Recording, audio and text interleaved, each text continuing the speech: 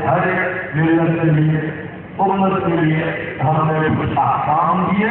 اور احکام کے ساتھ ساتھ طریقہ کار متعین کر دیا. اب ان احکام پر عمل کرنے کا جو طریقہ متعین کیا گیا اس کے مطابق ہی عمل کرنا ہوگا. اللہ نے جو کتابیں متعین حضرت ابراہیم کو صحیح سے دیے، حضرت نوح علیہ السلام کو ان سے پہلے صحیح سے عطا فرمائے گئے، حضرت موسیٰ علیہ السلام کو تورات عطا فرمائی، حضرت داؤد کو زبور عطا فرمائی، حضرت عیسیٰ کو انجیل عطا فرمائی، اور ان سب کے بعد قرآن پاک کو ایک جامع مکمل حاضر پوری انسانیت کے لیے پھول کے طور پر نازل فرمایا. تمام پچھلی کتابوں کے مضامین بنیادی قرآن میں بیان کر دیے گئے. جو اللہ کی ہدایت ماضی میں آتی رہی تھی قرآن پاک میں اس ہدایت کو سمیٹ دیا گیا. لہذا لفی الصحف الاولی صحف ابراہیم و موسیٰ، قرآن میں جو کچھ ذکر کیا گیا اس کے بارے میں بتایا گیا. پچھلے صحیفوں میں اس کو بیان کیا گیا تھا. موسیٰ کے صحیفے میں یعنی تورات میں اور عیسیٰ کے صحیفے میں یعنی انجیل میں، بائبل میں وہ مضامین ارشاد فرمائے گئے تھے. قرآن پاک نے ان مضامین کی تصدیق کی اور اس طرح قرآن مصدقا لما بین یدیہ بن گیا. تو اس سے پہلے اللہ کی کتابیں آئی تھی، قرآن کی تصدیق کرتا ہے، کرتا تھا، کرتا رہے گا. لیکن ان کتابوں میں جو رد و بدل کر دیے گئے، تحریف کر دی گئی، قرآن ان پر متنبہ کرتا ہے اور بتاتا ہے کہ یحرفون الکلم عن مواضعہ ونسوا حظا مما ذکروا به. اور سے الفاظ بدل دیتے ہیں، تعبیرات بدل دیتے ہیں، معنی بدل دیتے ہیں، تحریفات کرتے ہیں. یہودیوں نے کیا، عیسائیوں نے کیا، صحابیہ طبقے کے لوگوں نے کیا، رد و بدل کرتے رہے اور بہت سی چیزیں بھولا فراموش کر دی. ذمہ داری دی گئی تھی لتحفظوا من کتاب اللہ، اللہ کی کتاب یاد کریں گے، ان کی حفاظت کریں گے، لیکن انہوں نے فراموش کر دیا. اللہ کی کتاب کے بہت سے حصوں کو بھلا دیا. قرآن پاک کو اتارا گیا تاکہ اب پوری انسانیت کے لیے اس کو رہنما بنا دیا جائے. اس میں بنیادی باتیں توحید کی، رسالت اور نبوت کی، آخرت کی، اخلاقیات کی ارشاد فرمائی گئی. ساتھ ہی انبیاء کے تذکرے کیے گئے، ان کی قوموں کا تذکرہ کیا گیا، ان کی قوموں میں جن کو ہدایت ملی ان کے ساتھ اللہ کا کیا معاملہ ہوا اس کا ذکر آیا. جنہوں نے نافرمانی کی اور انعام کا راستہ اختیار کیا ان کو کس طرح تمام برداشت کیا گیا اس کا تذکرہ فرمایا گیا. ساتھ ہی ساتھ زندگی کے اصول ضابطے عطا فرمائے گئے، طہارت سکھائی گئی، نماز کی تلقین کی گئی، روزہ بتایا گیا، زکوٰۃ کے احکام دیے گئے، حج کے بارے میں ہدایات دی گئی، نکاح اور طلاق اور خلا اور میل اور رضاعت اور عدت اور وغیرہ جو مسائل معاشرتی ہیں، آئینی ہیں، فیملی لائف سے تعلق رکھتے ہیں ان کو بیان کیا گیا، اور جو مسائل سماجی زندگی سے تعلق رکھتے ہیں، پوری سوسائٹی سے تعلق رکھتے ہیں ان کا تذکرہ فرمایا گیا، ان کے بارے میں ہدایت دی گئی. معاشرے میں جو برائیاں پھیلتی ہیں ان پر سخت نصیحت کی گئی. شراب کے خلاف، جرم کے خلاف، سود کے خلاف، خیانت کے خلاف، رشوت کے خلاف، جھوٹ کے خلاف، بددیانت کے خلاف، ہر برائی کے خلاف، ہر برائی کے خلاف قرآن پاک نے ایک محاذ تیار کیا، احکامات دیے، حرام چیزوں کو واضح کر دیا اور جو چیزیں حلال ہیں کھانے کی، پینے کی، پہننے کی اور زندگی میں دوسرے مسائل کی ان کو بھی تفصیل کے ساتھ بیان کر دیا گیا. اور یہ بلکہ اللہ کے نظام کے محکمات ہے مسلمانوں کی خرید فروخت کا طریقہ کیا ہو، دکانیں کیسی ہوں، کمپنیاں کیسی ہوں، بینک ان کے کس طرح ہوں، اجتماعی طور پر کوآپریٹو سوسائٹیاں وہ بنائیں تو ان اصول کے ماتحت بنائیں، اور لین دین میں اگر ایکسپورٹ اور امپورٹ کا معاملہ ہو تو اس کے لیے کیا ہدایات ہے. نقد لیا جائے یا ادھار لیا جائے اس کے لیے اللہ کی طرف سے کیا قوانین اور ضوابط ہیں. معاشیات اور اقتصادیات کا پورا بیان کر رہے ہیں.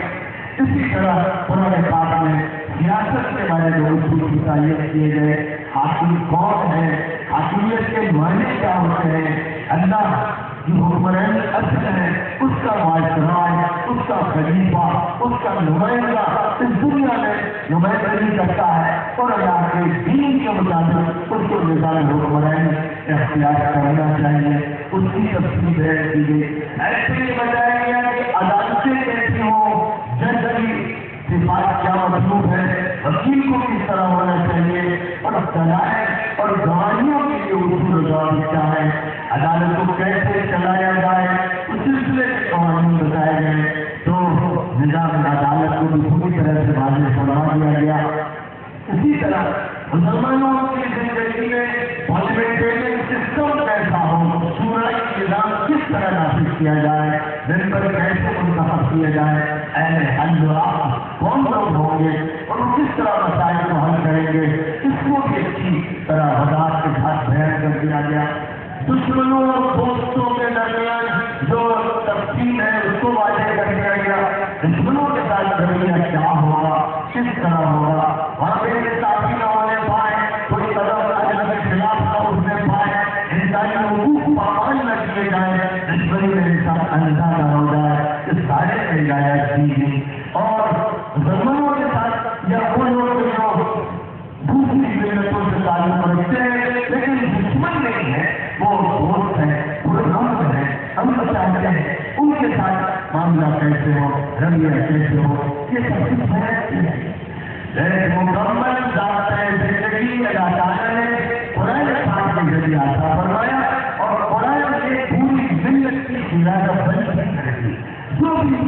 سب اسلام میں داخل ہوا, جس نے اللہ کو مانا, جس نے نبی کو مانا, وہ سب میں داخل ہوا. جیسے نماز کی جب ہوتی ہے ایک دوسرے کے ساتھ کھڑا ہوتا ہے, کالے کے کامے لگا لیے جاتے ہیں اور ایڑیوں کے برابر رکھی جاتی ہے. کون سی چیز ہوتی ہے کہ کھڑا نہ ہو, بیچ میں شیطان سے گزرنے کا موقع نہ دیا جائے. اس طرح لوگ کھڑے ہو گئے مسلمان اپنے اتحاد کا مظاہرہ کرے اور ایک مرتبہ سال میں نہیں دن و رات میں 5 مرتبہ سب بندی کے مظاہرے ہیں. اور یہ مظاہرے بھی ڈرامائی نہیں ہوں گے, اشارے نہیں ہوں گے, نمائشی نہیں ہوں گے, جذبی نہیں ہوں گے, بلکہ نماز میں سب بندی اس لیے کرائی جاتی ہے کہ پوری زندگی سب بندگی کے ساتھ ہو. مسلمان جہاں بھی ہو مستحق ہے. مسلمانوں میں کئی انتشار نہ ہو, لڑائیاں نہ ہو, سرسکل نہ ہو, ان کے درمیان مقدمے باتیاں نہ ہو, وہ اپنے مسائل لے کر ان کے پاس نہ جائیں جو ان کا مذاق کرے اور جو چاہتے ہیں کہ وہ اس کی حالت میں رہے اور وہ ابھر کر سکے, اس کی نوبت بھی نہ آئے. اور بہت شدت کے ساتھ فرمایا گیا یا ایھا الذین آمنوا اتقوا اللہ حق تقاته ولا تموتن الا وانتم مسلمون. ایمان والو, اللہ سے ڈرو اس طرح جیسے کہ اس سے ڈرنے کا حق ہے. اور دیکھو تمہیں موت کی حالت میں آنی چاہیے کہ تم اللہ کی اطاعت کرتے ہوئے زندگی گزارتے ہوئے رک سکتے. مسلم کی حالت میں تمہیں موت آنی چاہیے. ایسا نہ ہو کہ تم اسلام سے ہٹ جاؤ اور اسلام پر باقی رہنے کے لیے فرمایا واعتصموا بحبل اللہ جميعا ولا تفرقوا. اللہ کے رسول کو سب لوگ مل کر مضبوطی سے پکڑ لو اور تفریح سے کرو, الگ الگ مت بنو, جن کو مت بناؤ, گروہ مت بناؤ, ٹولیاں مت بناؤ. ایسی شکل نہیں ہونی چاہیے کہ مسلمان بکھرے ہوئے مانو, ٹوٹے ہوئے مانو, ان میں لڑائی ہو. لیکن یہاں تک فرمان دیا گیا کہ وَلَا تَنَازَعُوا فَتَفْشَلُوا وَتَذْهَبَ رِيحُكُمْ. دیکھو جھگڑا مت کرنا, ورنہ پسپا ہو جاؤ گے, نامراد ہو جاؤ گے اور تمہاری ہوا کھوٹ جائے گی.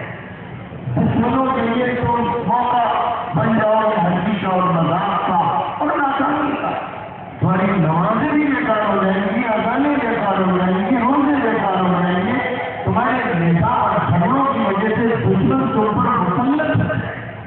کسی حالت میں بھی اپنے درمیان نزاع اور جھگڑا پیدا کرنا اور ان ہدایات کے ساتھ ساتھ اعلان جو فرمایا گیا وہ یہی فرمایا گیا کہ کنتم خیر امت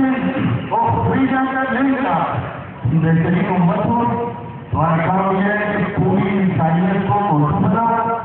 ہدایت کی طرف لوگوں کو بلاؤ، اللہ کی طرف بلاؤ، پیغمبر کی طرف بلاؤ، اسلام کی طرف بلاؤ، حقانیت کی طرف بلاؤ، داعی بنو۔ تمہارا کام یہ ہے کہ نفرت پیدا کرو،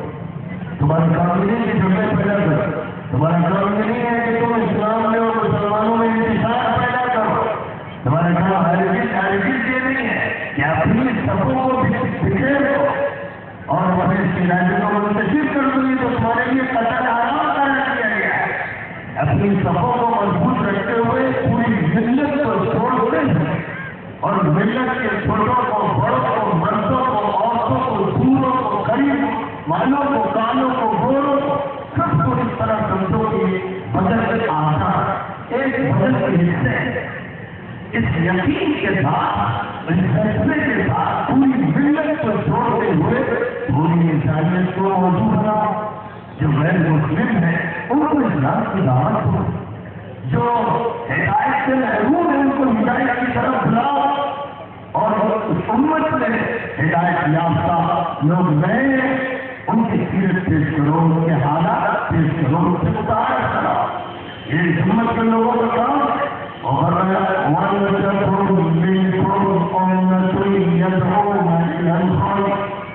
تمہیں ایسی امت بننا چاہیے جو خیر کی دعوت دے، بھلائی کی دعوت دے، برائیوں سے بچانے کا کام کرے، وَيَأْمُرُونَ بِالْمَعْرُوفِ وَيَنْهَوْنَ عَنِ الْمُنكَرِ، ہر بھلائی کی تلقین، ہر اچھی بات کی تلقین، ہر تعمیری بات کو پھیلائے گئے اور ہر برائی سے، تقریبی بات سے، فتنے سے، جھگڑے سے دور رہا جائے۔ اور فرمایا وَلَا تَكُونُوا كَالَّذِينَ تَفَرَّقُوا وَاخْتَلَفُوا مِنْ بَعْدِ مَا جَاءَهُمُ الْبَيِّنَاتُ وَأُولَٰئِكَ لَهُمْ عَذَابٌ عَظِيمٌ۔ ان لوگوں کی طرح مت بننا جو فرقوں میں بٹ گئے، ٹولیاں بنائی، الگ الگ ہو گئے، دھارے بنا لیے، دلائل کے سامنے آنے کے باوجود انہوں نے اپنی خواہشات کی پیروی کی اور پچھلے امت میں پیدا کیے۔ وہ ان کے بارے میں فرمایا ان کو سنگین عذاب دیا جائے، جو ایسا کریں گے ان کو سنگین عذاب دیا جائے۔ اس امت کی وحدت سب سے اہم مسئلہ ہے۔ قرآن پاک نے اس امت میں وحدت کا پیغام دیا اور نبی صلی اللہ علیہ وسلم نے اس کو عملاً نافذ کیا۔ مہاجرین کو انصار کے ساتھ، عورت کو حضرت کے ساتھ، رومی، سہیل رومی اور بلال حبشی اور ادھر ادھر کے علاقوں سے آئے ہوئے لوگوں کو قریش کے ساتھ، بنو ہاشم کے ساتھ، کالوں کو گوروں کے ساتھ، غلاموں کو آقاؤں کے ساتھ، سب کو ایسا شیر و شکر فرمایا اور ایسا اتحاد پیدا فرمایا کہ آسمان میں ویسا اتحاد کبھی دیکھا نہیں تھا اور زمین میں کبھی ایسے اتحاد کا تجربہ نہیں کیا تھا۔ اور حضور صلی اللہ علیہ وسلم نے اس اتحاد کی خاطر اتنا توجہ اختیار فرمایا کہ مدینہ منورہ میں جو کمزور مسلمان تھے، جو منافق بھی تھے، جن کے دلوں میں کفر بھی چھپا ہوا تھا، اس ظاہری اعتبار سے نماز میں شریک ہوتے تھے، مسلمانوں کی تقریبات میں شرکت کرتے تھے، ساتھ اٹھتے بیٹھتے تھے۔ حضور صلی اللہ علیہ وسلم نے ان کے ساتھ بھی اختلاف نہیں کیا، ان کو بھی ماحول سے جدا نہیں کیا، ان کو بھی فتنے کا موضوع بنایا، بلکہ مدینہ منورہ کی آبادی کو مستحق رکھا اور ساری طاقت اپنی مشرکوں کے خلاف، ملحدوں کے خلاف، مسلم پرستوں کے خلاف، خدا تعالیٰ کی توحید کے منکروں کے خلاف استعمال فرمائی۔ جنگ بدر ہو یا جنگ احد، جنگ خندق ہو یا فتح مکہ کا موقع، جنگ حنین ہو یا جنگ طائف، تبوک کا سفر ہو یا موسیٰ کے لیے صحابہ کرام کی روانگی، جو جو بھی موقع تھا ساری توجہ ان دشمنوں پر مرکوز تھی جو اسلام کی بڑے خود دینا چاہتے ہیں، جن سے مسلمان طاقت کو چکنا دور کر دینا چاہتے ہیں۔ آپ نے اپنی پوری طاقت ان پر مرکوز کی اور اپنی صفوں میں کبھی بھی انتشار پیدا ہونے نہیں دیا، اور آپ نے ان کو جو تعلیم عطا فرمائی،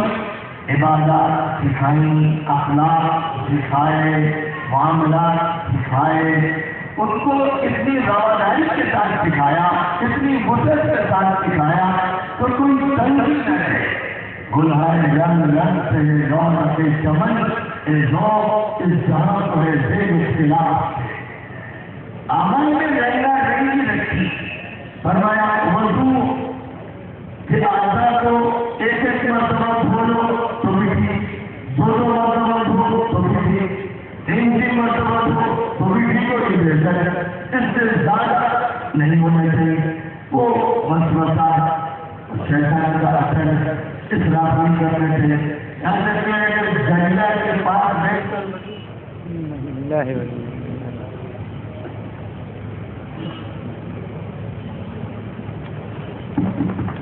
دریا کے پاس بیٹھ کر بھی وضو کیا جا رہا ہے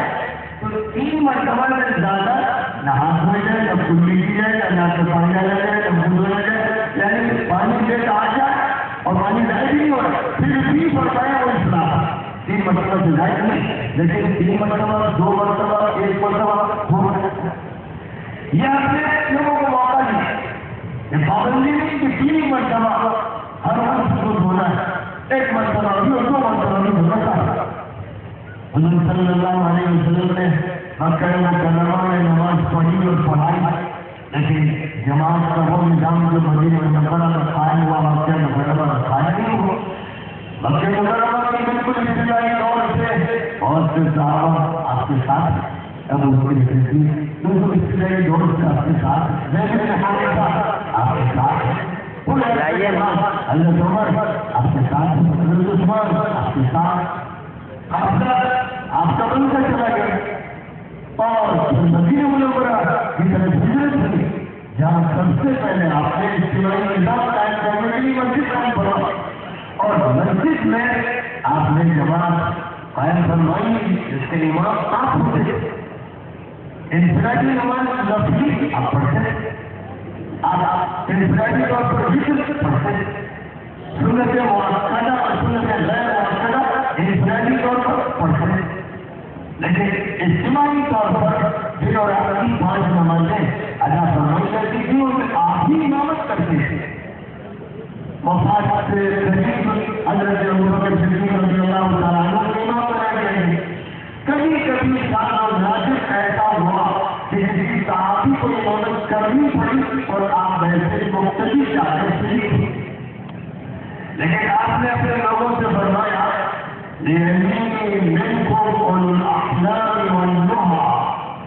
نماز میں میرے قریب اگلی صف میں وہ لوگ کھڑے ہوں جو بالغ ہو اور عقل مند ہو۔ نماز میں میرے پیچھے صف اول میں وہ لوگ کھڑے ہوں جو بالغ بھی ہو اور عقل مند ہو، بچوں کو کھڑا کیا جائے صف اول میں اور ابتدائی صفوں میں ان کی جگہ پیچھے ہے، اور عقل مند ایسے بھی نہیں کہ جاہل قسم کے جو بات سمجھ نہیں سکتے وہ کھڑے ہو رہے، یہ ارشاد پڑھا ہے۔ اور اسی کے ساتھ ساتھ ارشاد نماز اس طرح پڑھو جس طرح مجھے پڑھتا دیکھو۔ کرام آپ کی طرف گزار دیکھتے تھے کہ آپ کا عمل دیکھا کبھی آپ نے ہاتھ اپنے کانٹوں کے مقابلے اٹھائے، کبھی اوپر کر دی، کبھی اور اوپر کر دی اور بالوں کے اوپر کے حصے کے مقابلے میں انگلیوں کے سرے نظر آئے۔ یہ سارے کرم نے مختلف موقعوں کو دیکھا، اس میں کوئی تنقید ہوئی، آج یہاں سے اٹھائے جائیں، یہاں سے اٹھائے جائیں، یہاں سے اٹھائے جائیں، یہ جگہ اسپیس جو ہے اس میں رواداری اور توجہ اختیار کیا گیا، کوئی پابندی نہیں کی گئی کہ بس ان سے اور خود سے نام کر بالکل اتنی جگہ پہ رکھا جائے، ایسا کہیں ہو نہیں۔ نبی پاک علیہ السلام نے توجہ کے ساتھ ایک عمل اختیار بنایا اور صحابہ کرام نے تک اٹھائیں، اس میں کوئی پریشانی نہیں پیش آئی، کسی کو کسی سے کوئی اختلاف نہیں ہو، یعنی عمل رنگا رنگی کے ساتھ رہا لیکن کوئی جھگڑا نہیں، کیونکہ نبی نے یہ سکھایا۔ اسی طرح جب ہاتھ اٹھا کر باندھنے کی بات آئی تو سینے کے نیچے، سینے کے اوپر، ناک کے اوپر، ناک کے نیچے صحابہ آپ کو دیکھتے رہے کہ آپ نے کوئی تنگی نہیں فرمائی، کبھی سینے پر ہاتھ رکھا، کبھی ناک کے اوپر رکھ دیا، کبھی ناک کے نیچے رکھ دیا، کبھی سینے اور ناک کے بیچ پہ رکھا۔ صحابہ کرام اس کو دیکھتے تھے اور اسی کا یہ نتیجہ تھا کہ صحابہ کرام نے کوئی سینے پر ہاتھ رکھتا تھا، کوئی آپ کے اوپر رکھ دیتا، کوئی آپ کے نیچے، اور اس پر کبھی بھی ان کے درمیان کوئی جھگڑا نہیں، کبھی کسی صحابی نے کسی صحابی پر اعتراض نہیں کیا۔ اور خلفائے راشدین میں حضرت علی رضی اللہ تعالیٰ عنہ تو ناک کے نیچے ہی رہا کرتے تھے، اور حضرت امام ابو حنیفہ نے حضرت علی کے اس عمل کو، جو ظاہر ہے کہ خلیفہ راشد کا ہے، حضرت نبوی کا ہے، داماد رسول کا ہے، بڑی اہمیت کا حامل ہے، اسے اختیار کر لیا بغیر اس کے کہ دوسری باتوں کے خلاف کوئی محال آرائش کی جائے۔ یہ وہ دائرہ ہے جس میں وسعت شریعت نے دی ہے، رسول نے دی ہے، حضور نے دی ہے۔ اس میں کسی ایک بات پر اصلاح کرنا، دوسرے اعمال صحابہ کی نفی کرنا بڑا ظلم ہے، بڑی غلطی ہے۔ علم کے ساتھ یہ کشتی ہے اور علم کے ساتھ منفی رویہ ہے، یعنی کہ علماء کی تحریریں موجود، بخاری، مسلم، ترمذی، ابو داؤد، نسائی اور دیگر بہت سی حدیث کی کتابوں کی شرحیں موجود،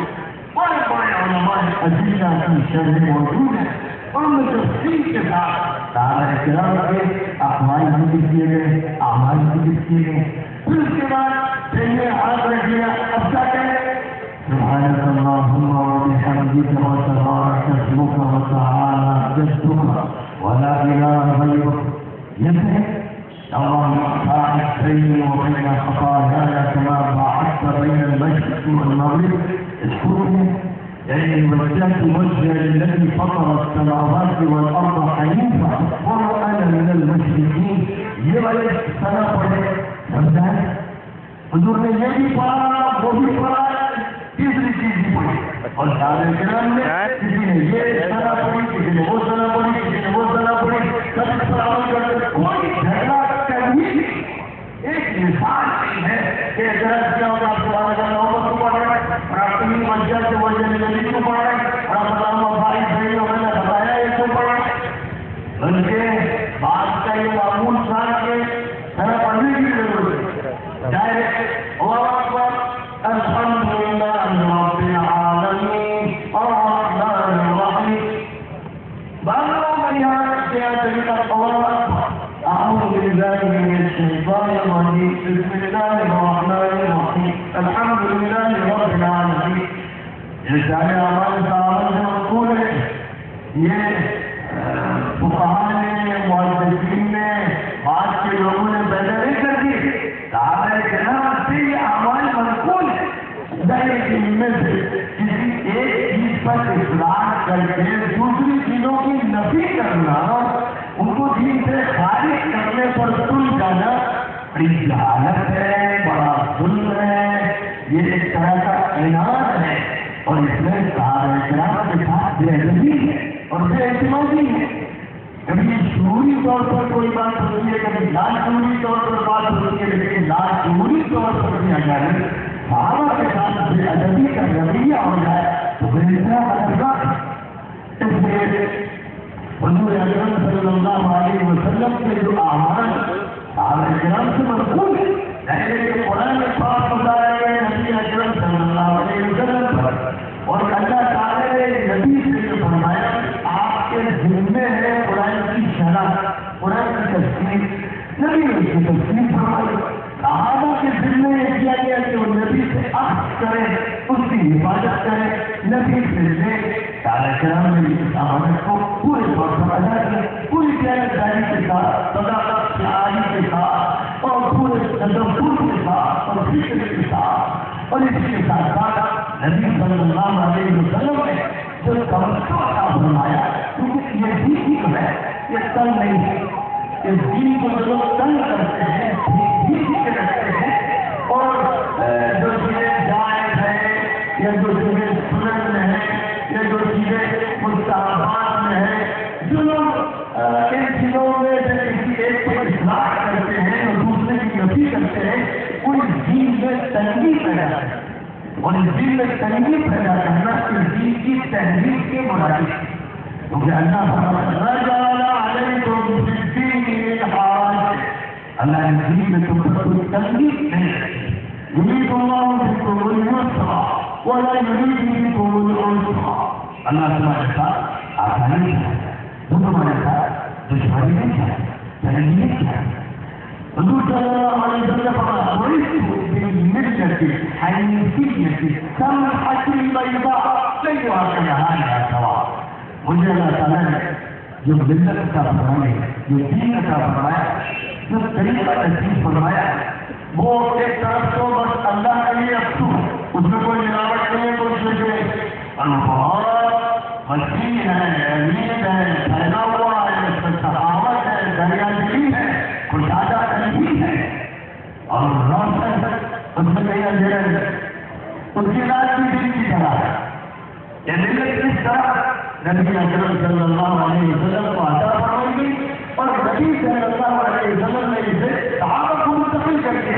اور صحابہ کرام نے پھر ان کے مراتب کے اعتبار سے درجے میں ملے۔ نبی صلی اللہ علیہ وسلم نے فرمایا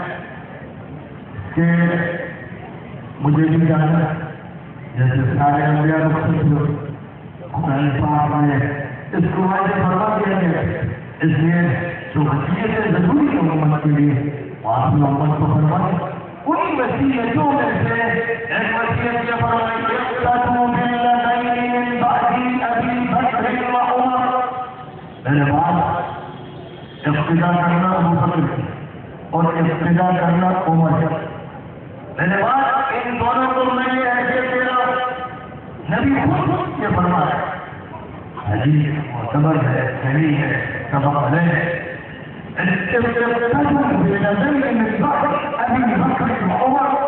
میرے بعد ابو بکر کی ابتدا کرنا، جو فیصلہ کرے اسے مانی، عمر کی ابتدا کرنا، جو فیصلہ کرے اسے مانی۔ دوسری حدیث میں فرمایا علیکم بسنتی وسنت الخلفاء الراشدین المہدیین من بعد عضوا علیہا بالنواجذ، میرے طریقے کو اختیار کرنا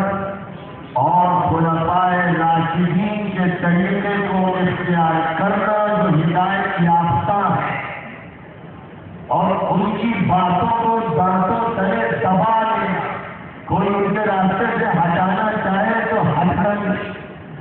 ابو بکر برحق ہے، عمر برحق ہے، عثمان برحق ہے، علی برحق ہے، اور یہ نبی کی گواہی ہے، نبی کا حکم ہے۔ لیکن اگر کوئی عمر کی بات نہیں مانتا تو حضور کی نہیں مانتا، جیسے جو حضور کی نہیں مانتا وہ اللہ کی نہیں مانتا، جو عثمان کی نہیں مانتا وہ حضور کی نہیں مانتا۔ کتنی بے شرمی کا اسے سامنا کرنا پڑے گا جب نبی کے حضور میں حاضر ہوگا، جس شخصیت کے بارے میں حضور نے فرمایا کہ عثمان سے تو فرشتے شرم کریں، ان سے زیادہ شرمندہ کریں۔ اللہ تعالیٰ نے ان کو ایسے اخلاق عطا فرمائے اور ایسی حیا عطا فرمائے تو فرشتوں کے لیے قابل ہے، اور جن کو حضور پاک علیہ الصلوۃ والسلام خوشخبری دی، اور جن کے بارے میں تبوک میں جب انہوں نے قربانیاں دی، مال پیش کیا تو فرمایا کہ اس کے بعد عثمان کو کوئی چیز نقصان پہنچا سکتی ہی، جن میں جنتی ہونے کی گواہی دی، بہت سے صحابہ کی جنتی ہونے کی گواہی دی، لیکن ان کے جنتی ہونے کی گواہی کے ساتھ ساتھ ان کے خلیفہ راشد ہونے کی گواہی دی گئی، ہدایت یافتہ ہونے کی گواہی دی گئی، حق پر رہنے کی گواہی دی گئی، اور یہ کہ ان کی خلافت برابر سے لوگوں کی خلافت کی نہ جائے وہ مسئلے باتیں ہیں۔ عثمان کو حکم دیا گیا کہ اپنی خلافت مت چھوڑو، حضرت علی سے بڑا ہونے میں کون سے کچھ دعا کر سکتا، ان کے فیصلے حجت اور منشا ہوتے۔ یہ خلفائے راشدین کے بارے میں ارشاد فرمائے، تمام صحابہ کے بارے میں بھی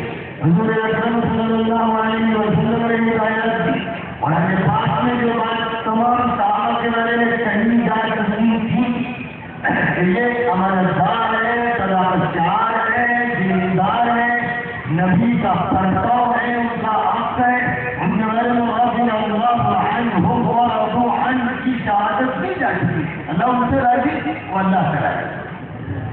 اور خاص طور پر حدیبیہ کے موقع پر جن لوگوں نے حضور صلی اللہ علیہ وسلم کی بیعت کی تھی ان کے بارے میں تو قرآن پاک میں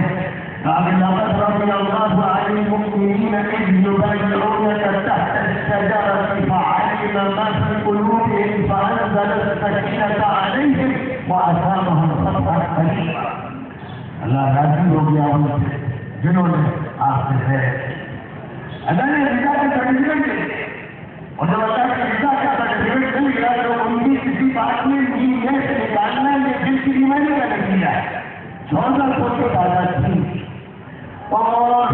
باقی سب کا تذکرہ نہیں کیا گیا. والسابقون الأولون من المهاجرين والأنصار والذين اتبعوهم بإحسان رضي الله عنهم ورضوا عنه. جو لوگ سبقت سے جانے والے تھے مہاجرین میں سے اور انصار میں سے وہ سب ہیں سبقت لے جانے والے اور جو ان کے پیچھے پیچھے چلے صحابہ اور پھر تابعین اور پھر اس کے بعد کی نسلوں کے لوگ ان سب سے راضی ہو گئے. ان سب سے راضی ہو گئے. وہ تابعین سے بھی اللہ راضی اور تابعین سے بھی اللہ راضی. اس چلتے بات کہ وہ صحابہ کے نقش قدم پر چل رہے ہوں اور وہ فقہاء سے بھی اللہ راضی اور محدثین سے بھی اللہ راضی اور ائمہ مجتہدین سے اللہ راضی اور دین کے مجددین سے مسلمین سے اللہ راضی. اللہ کے دین کی ترجمانی کرنے والے وہی لوگ ہیں اور ان کے بارے میں اللہ تعالیٰ نے قرآن پاک کے مقدمے کے سورہ واقعات میں ہی پہلے بات چھوڑ دی تاکہ لوگ اپنی اپنی دفنی نہ بنائیں. کوئی یہ نہ کہے کہ میں سمجھا میری بات حدود اختیار کرے انالوجی اختیار کرے ائمہ فقہاء محدثین آج کل اپنی الگ سے کوئی بات کہے. اس کا موقع ہے اور میں کیا اس کا جو سوال اعظم امت کا جو بڑا دستہ ہے اس کی اتباع امت کے اجتماعی نظام کے ساتھ رہو. ہمیں چلتا پھرنا الگ الگ کٹو گے اور الگ الگ ڈبی بجاؤ گے چھوٹے چھوٹے گروپ بنا کے امت کی سماج اعظم سے کٹو گے تو جنگ میں جاؤ. امت کا جو سماج اعظم امت میں اجتماعیت جن تمام ائمہ علماء اور عوام کے ذریعے قائم اسے قائم رکھنا کسی حالت میں اسے مت چھوڑنا. یہی وہ ہدایت ہے جو ہر نماز کی ہر رکعت میں اللہ کی طرف سے دی جاتی ہے اور سمجھ لیا جاتا ہے. آپ اہمیت سے کہتے ہیں تو تعریفیں اس اللہ کی جو سارے جہانوں کا مالک کی طرف رکھا جو بہت مہربان رعایت کرو فرما جو روز جگہ کے مالک اللہ صحیح بنے نہیں کرتے ہیں انہیں سے مدد کرا. ہمیں ان کے راستے پر چلا ہے جن پر خود انعام فرمایا ہے. ان کے راستے سے ہمیں حفاظت فرما دے جن پر سے مدد فرما جو گمراہ ہو. اب سوال یہ ہے کہ جن پر اللہ نے انعام فرمایا وہ کون لوگ فرمایا ومن يطع الله والرسول فأولئك مع الذين أنعم الله عليهم من النبيين والصديقين والشهداء والصالحين وحسن أولئك رفيقا. جو بھی اللہ کی اطاعت کرے گا اور پیغمبر کی اطاعت کرے گا وہ ان لوگوں کے ساتھ رہے گا جن پر اللہ نے انعام فرمایا ہے. جن میں نمبر 1 پر انبیاء ہے, نمبر 2 پر صدیقین ہے. صدیق اکبر میں صدیق اکبر کے ساتھ وہ سب سے سب لوگ کہ جن کی صداقت کی سند اللہ دے رہا اور جن کی دیانت کی سند اللہ دے رہا. سارے صدیقین امت جتنے بھی ہیں امتوں کے راستے پہ چلنے والے اور وہ شہداء اور جتنے شہید ہیں اللہ کے راستے کے شہداء حضرت حمزہ بھی ہیں اور حضرت مصعب بھی ہیں ان میں اور بعد میں آگے بڑھیے حضرت عثمان کے ہیں ان میں حضرت علی کے ہیں ان میں اور حضرت حسین کے ان میں اور حضرت زید کے ان میں اور حضرت یحییٰ بھی ہیں اور محمد بن نصر زکیہ بھی ہیں ان میں اور آگے بڑھتے چلے جائیے بے شمار مجاہدین ان میں ہیں اور ابو حنیفہ ان میں ہیں جن کو ظالم حکومت نے جیل میں بند کیا اور ان کو شہر دے کر مار دیا گیا. اس طرح وہ بھی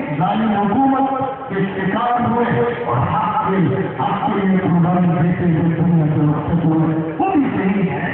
اور اس کے علاوہ جو مقامات ہیں اسی جگہ پر وہ جتنے شہداء حضرت سید احمد شہید، حضرت مولانا اسماعیل شہید اور ان کے ساتھ شہید ہونے والے بالاکوٹ کے شہیدوں میں جو مشہور ہیں، اور ان کے بعد ملک کے چپے چپے پر شہید ہونے والے علماء ملت، جن میں اس ملت کے وہ علماء ہیں جن کو حنفیت کا تاج بھی حاصل ہے اور جن کی نسبتیں علماء ربانیین کی طرف ہے، اور حضرت سید احمد شہید رحمۃ اللہ علیہ کی تحریک سے وابستہ رہے ہیں، جن کو دلی سے لے کر مراد آباد کے راستوں کے درختوں پر سوئی دے کر ان کی لاشوں کو عبرت کے نمونے کے طور پر لٹکا کر رکھا گیا، اور وہ مالٹا کے جیل میں ڈالے گئے اور جزائر انڈمان میں بھیجے گئے۔ یہ علماء حق جو ہمیشہ حق کی پاسبانی کرتے رہے اور جنہوں نے کبھی مسلک کی جگہ کبھی بھی اس کو جائز نہیں سمجھا، تو پھر صحابہ نے مسلک کی جگہ نہیں کیا۔ صحابہ کرام، ابھی میں ذکر کر رہا تھا نماز کا بے شمار مسائل نماز کے، صحابہ کرام میں وہ بھی ہیں جو کہتے ہیں کہ امام اگر موجود ہے تو اس کے پیچھے سورہ فاتحہ پڑھ لینا چاہیے، وہ بھی ہیں جو کہتے ہیں نہیں پڑھنا چاہیے، وہ بھی کہتے ہیں سری کلاس تو پڑھ لینا چاہیے، ظاہری کلاس تو نہیں پڑھنا چاہیے۔ یہ توقع ہے، یہ اس کو امت کو اللہ تعالیٰ نے جواز کے حدود میں موقع قائم فرمایا ہے، اس پر کبھی لڑائی نہیں ہوئی۔ نہ صحابہ کی صحابت میں ابو ہریرہ کہتے ہیں کہ پیچھے پڑھو، لیکن ابن مسعود کہتے ہیں کہ نہیں پڑھنا۔ اب اگر مقامات اور مراکز دیکھے جائیں تو حضرت ابن مسعود حضرت ابو ہریرہ کے استاد الاساتذہ میں شمار ہوتے ہیں۔ عبداللہ ابن مسعود کو علمی مقام اور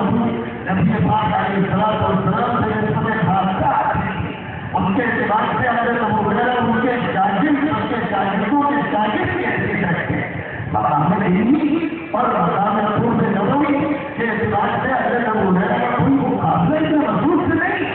لیکن کس سے ہٹ کر کوئی جھگڑا نہیں ہو۔ ابو ہریرہ نے ابن مسعود پر کبھی کوئی اعتراض نہیں کیا، وہ کر بھی نہیں سکتے تھے، اور ابن مسعود نے ابو ہریرہ کو کیا، اور کبھی کبھی علمی گفتگو ہوئی تو آپس میں علمی گفتگو ہوئی، اور اس کی باتیں ایسی ہوئی کہ حضرت عائشہ صدیقہ رضی اللہ تعالیٰ عنہ نے ابو ہریرہ کو ٹوکا اور کہیں ابن عمر کی غلطی پر ان کو متنبہ کیا۔ صحابہ کرام کے درمیان علمی موضوعات پر گفتگو ہوتی تھی، لیکن کوئی تفریقہ نہیں، کوئی حلقہ بندی نہیں، کوئی جھگڑا نہیں، کوئی سطح بازی نہیں۔ ایک امام کے پیچھے ایک قیادت کے ساتھ پورے اتحاد کا مظاہرہ کر پائے، اور اس معاملے میں تو یہ تک نظیر پیش کی گئی کہ علی اور معاویہ میں سیاسی بنیادوں پر جنگ ہوئی ہے، فلسطینیوں بھی بیچ میں آئے، لیکن جب یہ معلوم ہوتا ہے کہ رومن انسان کی طرف سے جزیرۃ العرب پر حملہ کرنے کے بارے میں سوچا جا رہا ہے، شام پر حملہ کرنے کے بارے میں اس جنگ کا فائدہ اٹھایا جائے، تو معاویہ مخاطب کرتے ہوئے رومی بادشاہ سے کہتے ہیں کہ اور رومی کتے، اگر تم نے ہمت بنی کہ عالم اسلام پر چڑھائی کا ارادہ کیا، ریاست سے علی کی فوج میں ادنا سپاہی ہو گیا، ہمارے آپس میں اگر کسی بنیاد پر جھگڑے ہیں تو آپ سب فراموش کرتے ہیں، لیکن کوئی مسلکی جھگڑا حکومت کا، حکومت کے جھگڑوں کی نوعیت الگ ہوتی ہے، کبھی بھی مسائل کی بنیاد پر زیادہ جہاں میں کوئی جھگڑا ہوا نہیں، ہمیں زور سے کہیں گے دھیرے، وہ بھی صحابہ ہے جو کہتے ہیں زور سے، وہ بھی صحابہ ہے جو کہتے ہیں دھیرے، صحابہ کہتے ہیں، ابو حنیفہ کہتے ہیں، ابو حنیفہ تو صحابہ کے شاگرد، ابو حنیفہ تو ان کے عاشق، ابو حنیفہ تو ان کی بات رد کرنی ہے، وہ تو ان کی باتوں میں سے کسی ایک بات کو لے رہے اور دوسری باتوں کے لیے حرمت کے بدلے ہی لے رہے، اور وہ امت میں تفریق نہیں پیدا کر رہے، بلکہ انہیں کہتے ہیں کہ نہیں حضور پاک علیہ السلام کی سنتوں کا دیوانہ ہوں، عاشق ہوں، اگر میں نے اتحاد میں غلطی ہو تو میں اتحاد چھوڑ دینا، حضور پاک کی عزیز لینا، لیکن ظاہر ہے کہ آپ کے شاگردوں نے آپ کی باتوں کو دیکھا، شاگردوں کے شاگردوں نے دیکھا، پوری امت نے موضوع کا موضوع بنایا اور کہیں اختلاف سے رائے کر دیا، اس سے کوئی چوری کو ہنگامہ برپا نہیں ہوا، اور امت حلقوں میں اور حلقوں میں نہیں بچی، اور پھر وہ کہتے ہیں کہ سب یہ حنفی اور حفاظت کرتے ہیں، دشمنوں کی بات اپنے گندے اور بےہودہ منہ سے نکالتے ہیں. امت میں کمی ہی کو صرف سمجھے 1400 اور جب سے وہ ہے 1200 کی تاریخ میں مراکش سے لے کر انڈونیشیا تک کوئی ایک عالم ایسا نہیں جس نے ان مسائل کو فرقوں کی شکل میں کا نمونہ قرار دیا اور یہ آپ حنفیت کی فرقہ اور شافعیت کی فرقہ کوئی ایک عالم ایسا ہے. پوری دنیا کے علماء اس پر متفق ہے کہ وہ شریف تھے اور ائمہ تھے، ان کا مقام بہت بلند تھا. جو تقوی نے ان کی مثال ہے، علم حدیث کی ان کی مثال ہے، علم تفسیر کی ان کی مثال ہے، علم فقہ کی ان کی مثال ہے. بلکہ سچی بات یہ ہے کہ اپنے شروع سے بھی اللہ نے ان کو آگے بڑھایا. نبی پاک علیہ الصلوۃ والسلام نے حجۃ الوداع کے موقع پر تقریر کرتے ہوئے فرمایا تعالیٰ فَلْيُبَيِّنِ الشَّاهِدُ الْغَائِبَ أَوْ عَاقِبٌ سَامِعٌ. اے لوگوں جو بھی میرے بات سن رہے ہو لوگوں تک پہنچاؤ، موجود نہیں ہے. ہو سکتا ہے جس تک تم بات پہنچا رہے ہو وہ زیادہ اچھی طرح یاد کرے، اچھی طرح ادراک کرے، اچھی طرح سمجھے، اچھی طرح اشتہار کرے. یعنی تم جو صحابی ہو میرے ہو سکتا ہے صحابی تم کے اندر یہ خود نبی ہے. اور کئی بڑا روز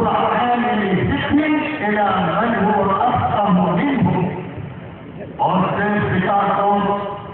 روایت کی شکل میں لے کے چلنے والے یا اپنی بات کو کسی دوسرے تک منتقل کرتے ہیں تو ان سے بھی بڑا فخر ہوتا ہے. یہ مرتبے اللہ جس کو بھی چاہے ان مرتبوں سے نواز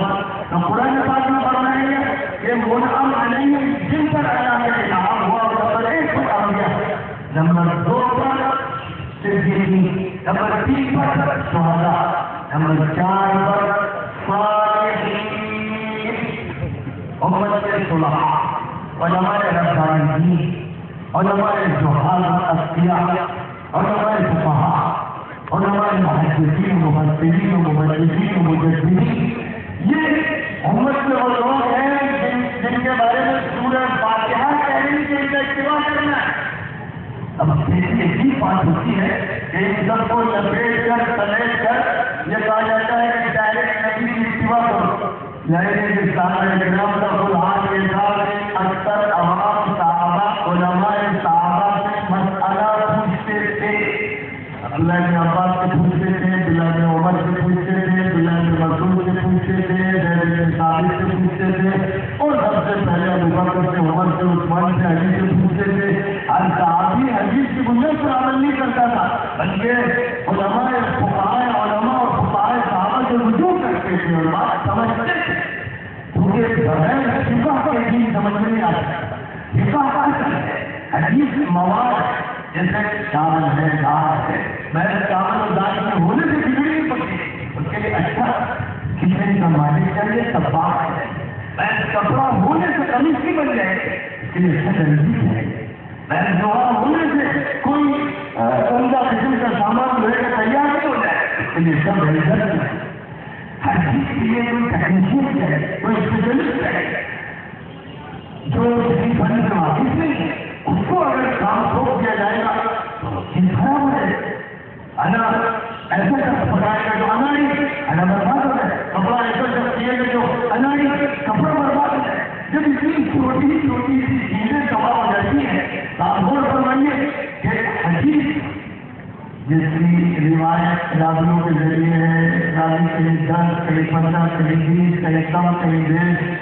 ہر راوی کی زندگی کے حالات، اس کی پیدائش، اس کی وفات، اس نے کہاں کہاں کے اخبار کیے، کتنے اس کے مشائخ تھے، کتنے اس کے طلباء تھے، کس شیخ سے کتنی روایتیں لی، کب لی، کس شکل میں لی، ان کسی روایت میں جھوٹ نہیں ہوا. ان ساری تحقیقات کے لیے عمریں چاہیے. اور وہ لوگ اس کے اہم سے جن کو 6 لاکھ حدیثیں آ جاتی، 7 لاکھ حدیثیں آ جاتی، حدیثوں کا ذخیرہ جن کے سامنے، راویوں کی کہانی جن کے سامنے اور انتخاب کی اتحاد کی صلاحیت، یہ ان کا موضوع ہے، یہ اسپیشلسٹ کا موضوع ہے. حیرت یہ کہ عوام کہتے ہیں یہ حدیث ایسی اور ایسی اتنی بڑی موٹی غلطی کرتے ہیں کہ تھوڑا کبھی سوچے تو خود ہی سوچ جائے جیسے انہیں یہ حق نہیں ہے کہ کسی مریض کو بغیر اس کے کہ میڈیکل سائنس انہوں نے حاصل کی ہو اور BS کی ڈگری حاصل کی ہو، بغیر اس کے کسی مریض کا مرض ہوتا ہے کرنے لگے، دوا اس کو دینے لگے، انجیکشن اس کو لگانے لگے، نہیں کہ سوائے دوائی کو اس کو تاثر نہیں ہوگا، نیم حکیم خطرے جان بنے گا، نیم ملا خطرے ایمان بن جاتا ہے، نیم حکیم کو جان کو نقصان پہنچاتا ہے، لیکن نیم ملا یعنی جس نے کم پڑھا، 6 سال پڑھا، 10 سال نہیں پڑھا، ڈگری اس کو شریعت کالج کی نہیں ملی یا مطلب ہائر ایجوکیشن کی نہیں ملی، اس نے تفصیل کے ساتھ تفصیل وہ اس کے بارے میں فرمایا کہ نیم ملا خطرے ایمان، اب تو ملا بھی کوئی سبزی بیچنے والا، کوئی ریاض کرنے والا، کوئی دندوری کے کام کرنے والا، کوئی مزدور، کوئی بہت سے لوگ گاؤں سے سعودی عرب گئے اور بڑا کچھ اتنا پرور لوگوں کا سامنا ہو گیا جو امت میں تفریقہ پیدا کرنے کی مہم میں لگے ہوئے اور انہوں نے کچھ اس طرح سمجھایا کہ پوری ملت میں ضرار ہو جائے اور جو لوگ صدیوں میں چلے آ رہے ہیں ملت کے کام سنبھالے ہوئے ہیں ان پر سے اعتماد اٹھ جائے، ایسے چھوٹے چھوٹے گروپ بنے اور لوگوں کو پریشان کرے اور انتشار پیدا ہو جائے۔ کچھ ایجنسیاں میں کام کر رہے ہیں، سعودیہ میں بھی ہے، کویت میں بھی ہے، دوسرے ملکوں میں بھی ہے، یہ ایجنسیاں ہیں جن کو یہ کام سونپ دیا گیا ہے کہ وہ امت میں تفریح پیدا کریں، چینجز بیٹھے رہیں تاکہ دشمن کے جو حملے ہیں وہ مسلسل طاقتور ہوتے چلے جائیں اور یہ اپنا دفاع کر سکے، اپنے گھر کے مسائل میں ان سے اس مقصد کے خاطر کچھ بیچارے چیزیں خاطر عوام کو کچھ باتیں بڑھانے کے لیے کوئی مخالف اور اس میں حدیث سے استدلال کرنے سے کوئی فقیر بنتا، کوئی ملا نہیں بنتا، کوئی محدث نہیں بنتا۔ ایک حدیث کو لے کر کوئی شخص کسی مسئلے کو بتانے لگے، ویسے ہی ادرک کو لے کر کہتے ہیں میں اور کسی گاڑی میں بیٹھے تو اس کا بریک پکڑنے اور کہے میں ڈرائیور ہوں اور سفید کوٹ پہنے اور کہتے ہیں ڈاکٹر ہوں، سرجن ہوں، کالا کوٹ پہن کے کہنا وکیل ہوں، تو ظاہر کے لیے مذاق بھی بنے گا اور تباہی بچائے گا اور اس کو جہاں بھی لوگ دیکھیں گے ایسے لگائے جائیں گے کہ بیوقوف آدمی یہ جس ٹیکنک سے واقف نہیں ہے اس کو سیکھے اس کا دعویٰ کروا اور جہاں تک تعلق ہے حدیث کو جانے کا، بخاری میں اگر کوئی حدیث ہے تو لازمی ہے کہ دیکھا جائے کہ ترمذی میں کون سی حدیث، ابو داؤد میں کون سی حدیث، نسائی میں کون سی حدیث، ابن ماجہ میں کون سی حدیث، بہقی میں کون سی حدیث، دارقطنی میں کون سی حدیث، ابن جوزی نے کیا کہا، ابن قیم نے کیا کہا، خطیب بغدادی نے کیا کہا اور ابن دقیق العید نے کیا کہا، زینبی نے کیا کہا، ابن عمر نے کیا کہا، صحابی نے کیا کہا۔ یہ سب معلوم کرنا ضروری ہے، بہت لمبا مطالعہ ہوتا ہے، وکیل بیچارہ ایک فائل کو لیتا ہے، تھک جاتا ہے اور اس کے بعد جج کے سامنے اپیئر ہوتا ہے اور اس کو کورٹ میں جانے کی اجازت ہوتی ہے، کبھی کالا کوٹ پہن کر وکیل نہیں بن سکتا۔ ایسے ہی ایک لمبا چوڑا مطالعہ ہوتا ہے جس کی بنیاد پر مسئلہ وجود میں آتا ہے۔ اس لیے امت میں علماء تو بہت ہوئے کہ مجتہد نہیں ہو سکے، امام نہیں بن سکے،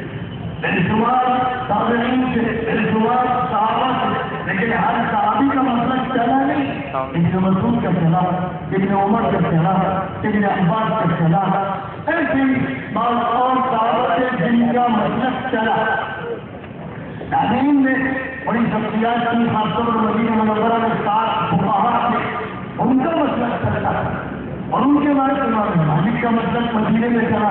اور امام ابو حنیفہ کا کوفہ میں چلا، امام شافعی کا کچھ عراق میں اور کچھ مصر میں چلا اور امام مالک کا پھر مراکش اور شمالی افریقہ کی پٹی میں پہنچ گیا اور تھوڑے سے دائرے میں حنبلی مسلک چلا۔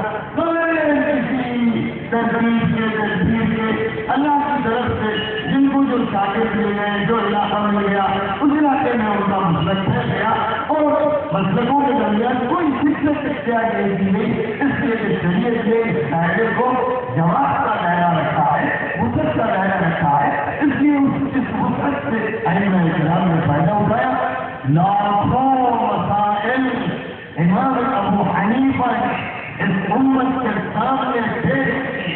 اور اس پہلو سے کوئی بھی امام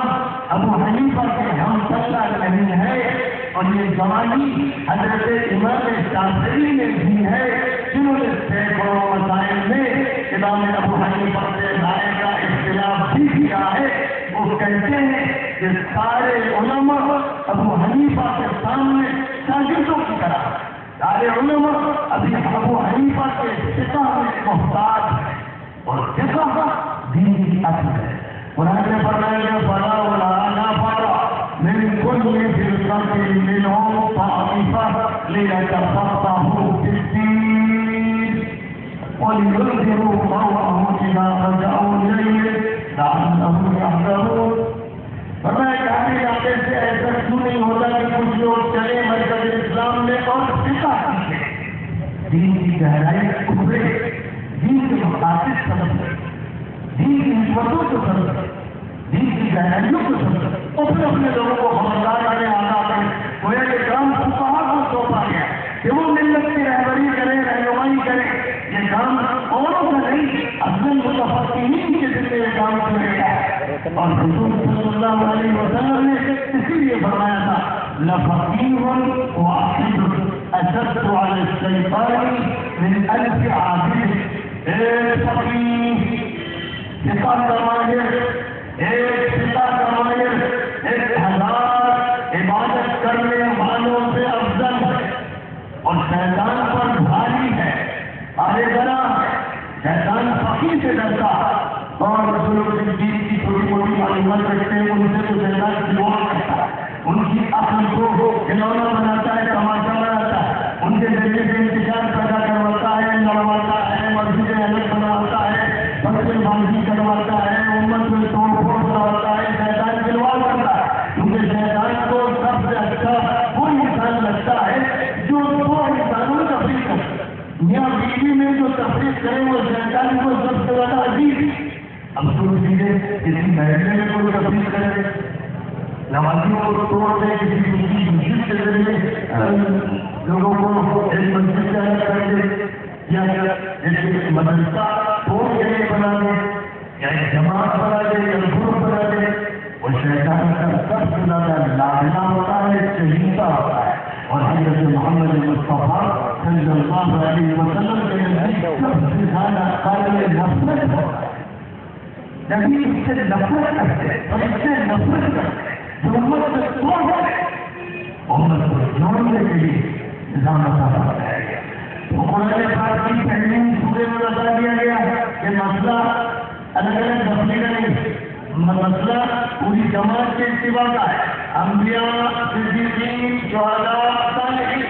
اور صالحین میں سرکاری علماء ہے۔ فرمایا تھا رسول پاک علیہ الصلوۃ والسلام يحمل هذا العلم من كل خلف ينفون عنه تحريف الغالين وامتحان المبتلين وتقديم الجاهلين۔ فقال رسول صلی اللہ علیہ وسلم نے کہ ہر نسل سے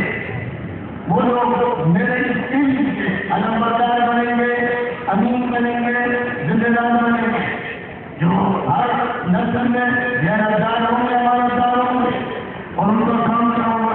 جو لوگ ذاتی کریں، غلو کریں، افراط کریں، انتہا پسندی کا مظاہرہ کریں، ان پر پابند رہنا، ان کی تحریفات کو دین سے پھاٹ کے الگ کر دیں، اور جو لوگ باطل پرست ہیں وہ جو دین میں چیزوں کو داخل کرے اور غلط طور پر منسوخ کرے ان کو پھاٹ دیں، اور جو جاہل ہیں، جاہل ان کی جو بھیجا باتیں ہیں، تعمیرات ہیں، ادھر ادھر کی چیزیں اور دین میں داخل کر دینا چاہتے ہیں اپنی شہادت کے باوجود، ان کا کام ہے دین کا خلفاء کا اور منہجین کا اور علم نبوی کا حاملین کا کہ وہ انہیں چھانٹ کر الگ ہے تاکہ دین صاف ستھرا ہے۔ اور جس طرح دین کو اللہ نے منتقل فرمایا ہے کہ نبی سے صحابہ سے تعلیم کو ملا اور تعلیم سے طبع تعلیم کو ملا اور سب کی تعریف کی گئی، خالق القرون قال ثم الذين يلونهم ثم الذين يلونهم، سب سے بہتر میرا دور پھر میرے بعد جو دور آئے گا، پھر میرے بعد جو دور آئے گا، پھر یہ تسلسل ہے، ختم نہیں ہو گئی بات، پھر اس کے بعد جو دور ہے، اس طرح دور دور اچھے دور ہوں گے. یہ بات آپ نے بتائی تھی گوئی کو فرمائی اور ساتھ ہی ساتھ اس میں ہدایت ہے کہ لوگوں کو چاہیے کہ اس کا اتباع کریں. لہٰذا محدثین کرام نے خدمت کی حدیثیں جمع کر فقہائے کرام نے ان حدیثوں سے مسئلے مرتب کر کے مدون کر کے کوڈیفیکیشن کر کے امت کے سامنے پیش کر دیا تاکہ امت کو کوئی دشواری نہ ہو. کیا فرض ہے, کیا واجب ہے, کیا سنت ہے, کیا مستحب ہے, کیا قرآن ہے, کیا مقبول دین ہے, کیا مقبول علم ہے, کیا حرام ہے. نہیں, کسی محدث نے نہیں بتایا, کہیں بخاری نے نہیں لکھا. پوری بخاری کوڈیفیکیشن دکھائی, کوئی قانون ہدایت نہیں, مجمل باتیں تاثرات کا اظہار ہے اور ابواب ہے جو حدیثوں کو قائم کر دیا گیا. ان کی بنیاد پر کسی ملک کا کوئی قانون بن نہیں سکتا. اس لیے امت نے کبھی بخاری کو ایسا فقیر نہیں بننا کہ جس کی فقہ مدون کی جائے اور اس قانون بنائے. کبھی پوری تاریخ سب سے قریب ترین, عزیز ترین, محبوب ترین شاگرد بخاری کے ترمذی, امام ترمذی کو بخاری کی تاریخ میں لکھی اور بخاری سے انہوں نے فرق سیکھا اور اپنی کتاب میں انہوں نے مسلک بیان کی. کہیں ایک جگہ بھی بخاری کا نام نہیں, پوری کتاب سامنے منصوبہ پڑھائی جائے گی. حدیثیں بیان کی ہے, حدیثیں بیان کرنے کے بعد ان کا درجہ بیان کیا ہے اور پھر مسلک بیان کیا ہے. تو فقہاء کا بیان کیا گیا ہے کیونکہ فقہاء ہی ہے جو مسائل بتانے کے لیے امت سے طے کیے گئے. آپ وہاں دیکھیں گے کہ ابو حنیفہ کا ذکر اہل کوفہ کی حیثیت سے فرمایا گیا ہے. شافعی کا تذکرہ, ابن عمر کا تذکرہ, احمد بن حنبل کا تذکرہ, مالک کا تذکرہ, اسحاق بن راہویہ کا تذکرہ اور لیث بن سعد کا تذکرہ اور اسی طرح پانچویں فقہاء کا تذکرہ. تو بخاری کو فقیر بنتے ہیں اس کے بخاری کا ذکر نہیں کرتے. ہاں اگر کوئی حدیث کی بات کہنا ہوتی تو بخاری کا حوالہ دے دیتے کہ حدیث کی علت کے سلسلے میں نے بخاری سے یہ سنا جسے میں یہاں درج کر رہا ہوں. لیکن مسئلہ نہیں, ایک بڑا محدث بخاری کا قریب ترین شاگرد اور کبھی بخاری کی حدیث کا حوالہ مسئلہ کے لیے نہیں پیش کرا. اب آپ غور فرمائیے کہ اتنی بڑی جہالت کی بات ہے. قانون کی کتاب کا مواد کیا ہے, جہاں قانون کا کوڈیفیکیشن نہیں, قانون کو مرتب نہیں کیا گیا, اس کی درجہ بندی اور کلاسیفیکیشن نہیں کیا گیا. وہ قانون کا مواد ہے اور مواد کی پورا نہیں دکھایا جا رہا ہے. حدیثیں مخالف اور حدیثیں ابو ہریرہ کو 7 لاکھ تھی, احمد بن حنبل کو 6 لاکھ تھی اور بخاری کہتے ہیں مجھے بھی 2 لاکھ صحیح اور 1 لاکھ صحیح حدیثیں یاد ہے اور جو پیش نہیں ہو 2,500 تو 2,500 سے کہاں کام بنے گا. بقیہ حدیثیں کہاں ہے اور بقیہ حدیثیں چھوڑ دی جائیں تو دین ہی ادھورا رہے گا. بقیہ حدیثیں ترمذی کے پاس ہیں, نسائی کے پاس ہیں, ابو داؤد کے پاس ہیں اور آگے بڑھتے چلے جائیں گے. تو جو کتابیں حدیثوں کے مجموعے کے طور پر لکھی گئی ان میں ہیں امام احمد بن حنبل تو بخاری کے استاد ہیں, ان کی کتاب میں 30,000 حدیثیں ہیں. مسند احمد بن حنبل کتاب کا نام, ان کے بیٹے عبداللہ بن احمد بن حنبل نے 10,000 حدیثوں کا اور اضافہ کیا ہے تو 40,000 حدیثیں ہیں. اور امام احمد بن حنبل پوری امت کے متفق علیہ امام ہے, نمبر میں ہیرو ہے اور بخاری ان کے شاگرد رشید ہیں, ان کی خوبیاں سیدھی کرنے والے. تو لہٰذا اگر ایسی دلچسپی ہے کسی کو تو مطلق تو بغل میں دبا کے چلنا چاہیے کہ یہ استاد محترم کی کتاب ہے اور اس سے زیادہ بڑا ذخیرہ دین کا 40,000 حدیثیں, تو ان 40,000 حدیثوں میں سے ڈھال کے نکالی. تو ایک تماشا بنا ہوا ہے اور یہ تماشا اس دور میں پھیلا ہوا ہے. اس سے پہلے نہیں تھا. اس سے پہلے اتنی بحث درسوں میں ہوتی تھی, کلاس روم میں ہوتی تھی, کتابوں میں درج کی جاتی تھی اور اپنے دلائل پیش کی جاتے تھے. لیکن جھگڑا نہیں ہوتا. اس بنیاد پر جھگڑا ہوا تو امت میں اس کو کتنا بنایا گیا. کبھی بھی اگر حنفی شافعی جھگڑا ہوا یا کسی اور کے درمیان ہوا تو اسے کتنا قرار دے کر روک ہو جائے. جھگڑا نہیں ہونے کے لیے امت انہیں امت کو چھوڑ کرائے گا اور ہر امام کے پیچھے نماز پڑھنا. حرمین شریفین میں 1200 سال تک 1300 سال تک حنفی امام ہے اور پوری دنیا میں حنفی کا ڈنڈا بجا کیونکہ جب اسلامی حکومت کا پھوڑا اسپین سے چائنا تک لہرا رہا تھا تو پوری اسلامی حکومت کا چیف جسٹس ابو حنیفہ شاگرد تھا. پوری اسلامی حکومت کا چیف جسٹس کوئی ملے ہی نہیں. بڑے بڑے محدثین بڑے بڑے علماء بڑے ہوئے لیکن ان نگاہ اتخاب کن لوگوں کی حضرت عباس کے خاندان کے لوگوں خلفائے عباسیین ان کی نگاہ پڑی تو کس پر انتخاب کیا گیا ابو حنیفہ کے شاگرد یزید ابو یوسف کا اور ان کا حکم چل رہا تھا مراکز سے چائنا تک اور سارے علماء سارے محدثین ان پر متفق تھے. سارے محدثین ان پر متفق سارے علماء ان پر متفق. بخاری ان کا کلمہ پڑھتے تھے مسلم ان کا کلمہ پڑھتے تھے. یہ سب لوگ ان کو چیف جسٹس برحق مانتے تھے برحق مانتے تھے. کسی نے بھی ان کے قولے آدمی خدا کو اعتراض کی زبان نہیں کھولی. اللہ نے یہ مقام اور یہ مقام تسلسل سے آج تک پائے اس لیے کہ عباسی حکومت ختم ہوئی تاثیر ہجری جب المستعصم باللہ خلیفہ ان کی خلافت کے بعد خلافت اسلامیہ کا اختیار دیا عثمانی خلفاء نے اور خلافت عثمانی قائم ہوئی جس کا دارالخلافت قسطنطنیہ میں تھا اور وہ قلعہ فتح کیا گیا محمد الفاتح کے ذریعے جس کی بشارت حضور پاک علیہ السلام نے دی تھی اور یہ فرمایا تھا کہ نعم الامیر امینها والزید بالشہر. سب سے اچھا آئے سب سے اچھا کمانڈر وہ قائد اسلامی ہے جو قسطنطنیہ کا قلعہ فتح ہے اور محمد فاتح تھا جو حنفی مسلک تھا. حکومت پوری خلافت اسلامیہ کی حنفی مسلک تھی جس کی حکومت مدغاسکر سے لے کر انڈونیشیا تک تھی حنفی مسلک تھی. 1200 سال تک پوری دنیا میں حنفی مسلک چلتا رہا.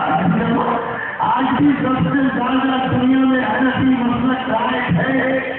لاکھوں علماء خلفاء دعاء مجددین مبشرین قراء حفاظ مفسرین محدثین راویان حدیث حنفی مکتب فقہ سے جڑے ہوئے ایک دورے اور پوری دنیا میں آج بھی بندہ بنا اور شاید آپ کو معلوم نہیں ہوگا کہ مصر میں مراکش میں لیبیا میں بہت سے ملکوں میں جو فیملی لائف کے قوانین ہیں معاشرتی قوانین میں جہاں وہاں پر بھی حنفی فقہ سے خاص طور پر مدد لی جاتی اور اس کو معاشرتی مسائل میں ترجیح دی جائے. یہ پکڑ لیا ایسے یہ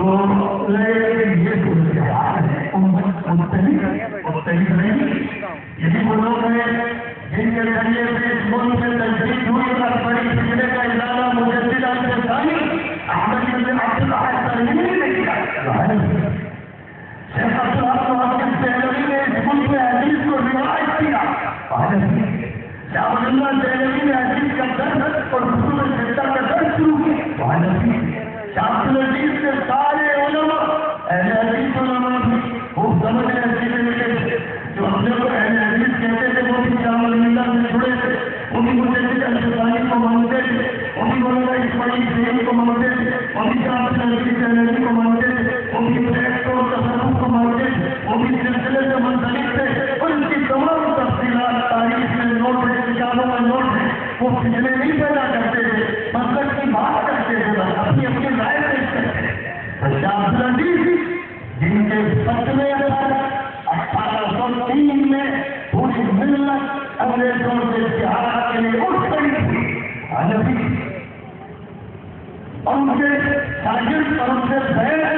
ان کے ہاتھ سے مرید ہونے والے اور ان کی تربیت حاصل کرنے والے حضرت سید احمد شہید جیسے تمام اہل حدیث منسلک ہیں اور جو ان سے الگ ہے گمراہ ہے بال ہے اتنا پرور ہے حنفی دشمنوں پر غالب آنے والے ہندوستان میں وہ لوگ رہے جو شاہ ولی اللہ کے ساتھ تھے، سید احمد شہید کے ساتھ تھے، جو شاہ عزیز کے ساتھ تھے، اور تحریک ریشمی رومان کے ذمہ دار محمود الحسن دیوبندی تھے، اور ہندوستان کو آزاد کرانے والوں میں جو وہ کی تحریک سے وابستہ تھے، انہیں کے سامنے دنیا کے ملکوں سے لگے ہوئے تھے، اور انہوں نے اس ملک کو آزاد کرایا، اور انہیں کے دور میں ہمارے سے شریعہ کا قیام ہوا، جمعیت العلماء کا قیام ہوا، اور اس کے بعد آگے جو تنظیمیں اس ملک میں قائم ہوئی اور جن پر صلی اللہ بورڈ قائم ہوا، تو قائد طیب صاحب کو صدر منتخب کیا گیا جو حنفی تھے، ہمارے سے شریعہ کے لیے جو امیر منتخب کیا گیا حنفی تھا، اور اس ملک کے جتنے بھی اہم ادارے ہیں ان کے لیے جو ذمہ دار منتخب کیا گیا حنفی تھا، ہے اور مذاق بنا رکھا ہے چاہیے. تو میں آپ کو بتا دینا چاہتا ہوں کہ اجازت نہیں کہاں یہ اجازت نہیں ہے سعودی میں، اور سعودی عرب میں یعنی ہمدردی کے ساتھ، حکومت کے ساتھ، محبت کے ساتھ، اس مقصد سے کہ جنت میں ٹوٹے رہوں گا کہ میرے وہ نوجوان، میرے وہ ساتھی، میرے وہ دینی بھائی کہ جو اس طرح کے شکار ہو گئے ہیں، کسی کی تقریر سن کر میرا ربانی جیسے کم سمجھ انسان کی تقریر سن کر یا درد سن کر یا ربی منخلی کے فتنے سے جو متاثر ہیں ان سے متاثر ہو کر اگر وہ غلط روح پر پڑ گئے تھے تو انہیں واپس آنا چاہیے. جو ڈاکٹر نہیں ہے اس سے آپریشن مت کریں گے، جو وکیل نہیں ہے اس کو کیس مت دے دیجیے، اور جو سباق نہیں ہے اس سے کھانا مت پکوائیے، جو درد نہیں ہے اس سے کپڑا مت سلوائیے، جو ٹیکنیشین نہیں ہے اس سے کام مت لیجیے، جو ٹیکنیشین ہے، جو ایکسپرٹس ہیں، جو اسپیشلسٹ ہیں ان کے ذمہ یہ کام کیجیے. جیسے امت ملی جلی چلی آ رہی تھی، مسجدوں میں نمازیں ہو رہی ہیں اور ہوتی رہے گی، کوئی تبدیلی نہیں ہو جائے گی. فتنے سے فتنا ہی ختم ہو جائے گا، اور ایسے لوگ پکڑے جائیں گے جیسے سعودیوں میں پکڑے گئے، مراکش میں پکڑے گئے، انگلش میں پکڑے گئے، مصر میں پکڑے گئے، گرفتاریاں ہو رہی ہیں اور ان کو پکڑا جا رہا ہے کیونکہ یہاں پسند ہے فتنا پیدا کر رہے ہیں، امت کی اجتماعیت میں رکھنا ڈال رہے ہیں، ان کی گرفتاریاں ہو رہی ہیں. ہندوستان میں کیونکہ حکومت ہمارے دشمنوں کی ہے، وہ چاہتے ہیں کہ تفریقہ برادریوں کا ہو، پارٹیوں کا ہو، مذہبوں کا ہو، سب گوبل منشی ہے، اس لیے انہیں خوشی ہوتی ہے. اور ایسے لوگوں کو وہ اگر پیسہ دیتے ہو اور اگر وہ اپنے ایجنٹ بناتے ہو تو پانی نہیں، ہم بدگمانی نہیں کرتے، لیکن بدگمانی والی باتیں ہو رہی ہیں. اس لیے تمام انتظار کو ختم کیا جائے. اہل حدیث ہوں یا حنفی ہوں اور جو اپنے کو غیر متعلق کہتے ہیں وہ بھی ہم متعلق نہیں ہے، سب متعلق ہے. کوئی ایمانی کا ہے، کوئی ربانی کا ہے، کوئی فلاں کا، کوئی فلاں کا، چھوٹے چھوٹے مولویوں کا متعلق ہے. اور ہم لوگ غیر متعلق کہتے ہیں چاہے وہ اپنے غیر متعلق ہے، کوئی بھی ہے، قلت ہے، مقلت ہے، استقلت ہے، ہمیں سے نام جو چاہے لڑے. دوسرا مسئلہ ہے مسجد الگ نہیں بنے گی. یاد رکھیے کہ ایک مسجد اگر ہو اور مسجد کی وجہ سے دوسری مسجد بنائی جائے تو حنفیوں کے خلاف، اشریوں کے خلاف، مذہبیوں کے خلاف ہمارا طریقہ بالکل غلط کر رہے ہیں. آپ سمجھائیے. میں نے کہا میں کیا سمجھاؤں گا جو سمجھا کے بیٹھے آپ چیز وہاں پر نہیں ہے جس کو سرکاری حیثیت حاصل ہو. یہ لوگوں کے اپنے اپنے مسائل ہیں اور ان میں کئی گروپ، 3 گروپ سعودی عرب میں، 3 گروپ مصر میں، ہندوستان میں 10 گروپ. اور یہ گروپ پارٹی اسی لیے ہر ایک اپنی ڈپٹی میں جاتا ہے، ہر ایک تک پائے جانے کے کوئی کسی کو مانتا نہیں ہے تو کوئی کسی کے ساتھ نہیں. اس طبقہ وہ جو تقسیم کرتا ہے اس طبقے پر پابندی لگی ہوئی ہے اور اسی کے لوگ سعودیہ میں زیادہ تر جیلوں میں، زیادہ تر سعودی جیلوں میں انتہا پسند سلفی ہے. اور ایک بات میں آپ کو سمجھا دوں کہ سلفیت کسی مسلک کا نام ہے. سلف کے معنی گزرے ہوئے لوگ، سلف کا یہ ترجمہ گزرے ہوئے لوگ. اگر کوئی یہ کہے میں گزرے ہوئے لوگوں کے مسلک پر ہوں، یہ کیا مطلب ہوا؟ اس کا مطلب ہی کیا ہوا؟ سارے لوگ گزرے ہوئے لوگوں کے مسلک پر، آپ بھی گزرے ہوئے لوگوں کے مسلک پر کیوں ہے؟ یہ کون سا سوچا چلا گزرے ہوئے لوگ، اس میں کوئی تعلیم نہیں. آپ یہ کہیں میں ہر شہری ہوں، ہر داری ہوں، ہر ملکی ہوں. لوگ آپ کے بارے میں جب جمعہ کریں گے، آپ کے بارے میں جب کبھی جمعہ کریں، آپ کہیں ہر باپ میرا باپ، ہر ماں میری ماں، میں باپوں اور ماؤں کی اولاد ہوں، مجھے ایک بات کا نہیں ظاہر ہے اس کے بارے میں آپ کو میں نے نہیں سنا ہوگا دماغی اعتبار سے یہ متاثر ہو گیا. بالکل اسی طرح یہ کہنا کہ میں سلفیوں کا مطلب میں ہر جائے ہوں، میں ماؤں اور باپوں کی مشترک اولاد ہوں، میں سب کا مسلک لے کے چلتا ہوں، یعنی ایک ہی وقت میں سینے پر بھی ہاتھ رکھتا ہوں، ناک کے اوپر بھی رکھتا ہوں، نیچے بھی رکھتا ہوں، یعنی ابن مسعود کے مسلک پر بھی عمل کرتا ہوں اور ابن عمر کے مسلک پر مثلا اور علی کے مسلک پر بھی عمل کرتا ہوں، سب کا مسلک جمع کر لیتا ہوں. میں سورہ فاتحہ پڑھتا بھی ہوں، سوچتا بھی ہوں، چپ بھی ہوتا ہوں، بولتا بھی ہوں. تنقید ہے کیا؟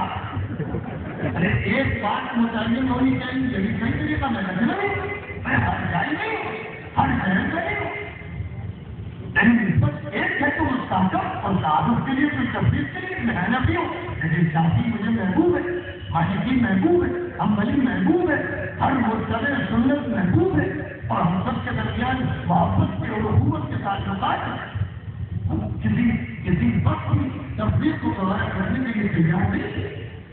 یہ حقیقی صورتحال ہے. اس صورتحال کو نقصان پہنچانے کے لیے انہیں کے نفس قدم پر ایک شبدہ چلا جس میں ائمہ کو، مجتہدین کو، فقہاء کو، متکلمین کو اعتماد بھی پیدا کی عوام ہے تاکہ اعتماد ہو جائے، اور ان میں سے بعض اتنے غریب ہو گئے، اتنے غریب اور سیریت سے متاثر کہنے لگے خرابی کی بدعت عمر نے ایجاد یا امت خراب ہے، دھرنا ہے، عمر جو حق کی پہچان اور علامت ہے اور بدعت اختیار کر رہے ہیں تو سارے صحابہ بدعتی ہو گئے. حضور تو کہہ رہے ہیں صدور بالنظر من بعدی ابی بکر و عمر، میرے بعد ابو بکر و عمر کی ابتدا کرنا. اور تمام صحابہ نے اتفاق کیا، صحابہ نے ان کے نظام تراویح سے کوئی اختلاف نہیں. حضرت عثمان نے اذان میں شروع کروائی آبادی بڑھنے کی وجہ سے، جس کو پہلی اذان کے طور پر جانا جاتا،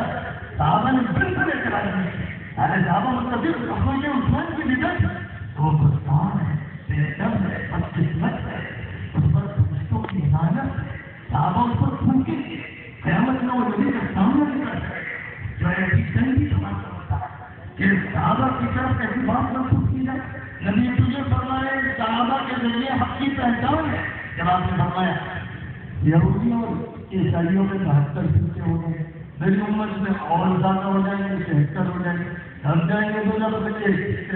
پوچھا کہ حضور وہ کون سا ہوگا؟ ما انا علیہ واصحابی. یہ طریقے کو میں نے کیا ہے اور میرے صحابہ نے. وہ صحیح معلوم یہ ہوا کہ صحابہ سے لینا ہے اور صحابہ کے درمیان کشتی نہیں کرانی ہے. صحابہ سے اگر شادی سے یہ تو وہ بھی صحیح، وہ ثابت تو وہ بھی صحیح، وہ ثابت تو وہ بھی صحیح. توجہ کے ساتھ جو چیزیں بھی صحابہ سے ثابت ہیں وہ آپ کی پہچان ہے. انہیں اختیار کرنے کا آپ کو اختیار ہے. ابن مسعود کی رائے اختیار کریں، ابن مسعود کی عمر کی رائے اختیار کریں، بغیر جھگڑے کے، بغیر فتنے کے، بغیر تحقیق کے. اور صحابہ سے تابعین نے اور تابعین سے بڑے تابعین نے، اور یہ امت اسی طرح چلی آ رہی ہے. اور یہ فرمایا گیا کہ ہر صدی میں مجددین ہوں گے، اور یہ مجددین ایسے نبی اور ایسے صحابہ اور بعد کے جو انوار ہیں ان سے رابطہ قائم کریں گے تاکہ امت بھٹک نہ پائے. امت کے مجددین میں ہندوستان میں تو بہرا مجدد اسلامی کے نام کو کون فراموش کر سکتا ہے؟ کون سا ولی اللہ کے نام کو فراموش کر سکتا ہے؟ کون ہے جو ذکر اہل شہید کے نام کو فراموش کر سکتا ہے؟ اور کون ہے جو ان کے بعد ان کے خلفاء اور ان کے کارناموں کو فراموش کر سکتا ہے؟ اور کون ہے جو ندوہ اور دیوبند اور ان کی شاخوں کے کردار کو فراموش کر سکتا ہے؟ اور کون ہے جو علماء حق کی قیادت کو فراموش کر سکتا ہے؟ آج بھی اس ملک کی قیادت، ملی قیادت آج بھی ان کے ہاتھ میں ہے. اور یہی علماء ہیں جو دیوبند کے ہیں، ندوے کے ہیں اور ان کی شاخوں سے تعلق رکھنے والے. آج بھی انہیں کے ہاتھ میں قیادت، گھر بھی انہیں کے ہاتھ میں قیادت تھی، آئندہ بھی انہیں کے ہاتھ میں قیادت رہے گی. اس کو نقصان پہنچانے کے لیے جو گروپ بازی کی جائے گی اور جو حلقے بنائے جا رہے ہیں اور حدیثوں کا استعمال کیا جا رہا ہے اور کسی ایک کتاب سے حدیث لے کر یہ سمجھا جا رہا ہے کہ ساری حدیثیں ہمیں معلوم ہو گئی اور ہم فیصلہ کر سکتے ہیں شہیدانہ یہ جہالت کے افسانے ہیں اور یہ فرقہ پرستی اور فرقہ واریت کو پیدا کرنے والی دشمنوں کی ایجنسیوں ہیں، ان پر پابندی لگنی چاہیے۔ میں بہت ہی ہمدردی کے ساتھ، حکومت کے ساتھ، محبت کے ساتھ اس مقصد سے کہ ملت نہ ٹوٹے کہوں گا کہ میرے وہ نوجوان، میرے وہ ساتھی، میرے وہ دینی بھائی کہ جو اس طرح کے شکار ہو گئے ہیں کسی کی تقریر سن کر، معراج ربانی جیسے کم سمجھ انسان کی تقریر سن کر یا درد سن کر یا نبی منخلی کے فتنے سے جو متاثر ہیں ان سے متاثر ہو کر اگر وہ غلط لوگ پر پڑ گئے تھے تو انہیں واپس آنا چاہیے۔ جو ڈاکٹر نہیں ہے اس سے آپریشن مت کرائیے، جو وکیل نہیں ہے اس کو کیس مت دے دیجیے، اور جو طباخ نہیں ہے اس سے کھانا مت پکوائیے، جو درزی نہیں ہے اس سے کپڑا مت سلوائیے، جو ٹیکنیشین نہیں ہے اس سے کام مت دیجیے، جو ٹیکنیشین ہے، جو ایکسپرٹس ہیں، جو اسپیشلسٹ ہیں ان کے ذمہ یہ کام کیجیے۔ جیسے امت میری جڑی چلی آ رہی تھی، مسجدوں میں نمازیں ہو رہی تھی، ہو رہی ہیں، ہوتی رہیں گی، کوئی تبدیلی ہو جائے گی اس فتنے سے، یہ فتنہ ہی ختم ہو جائے گا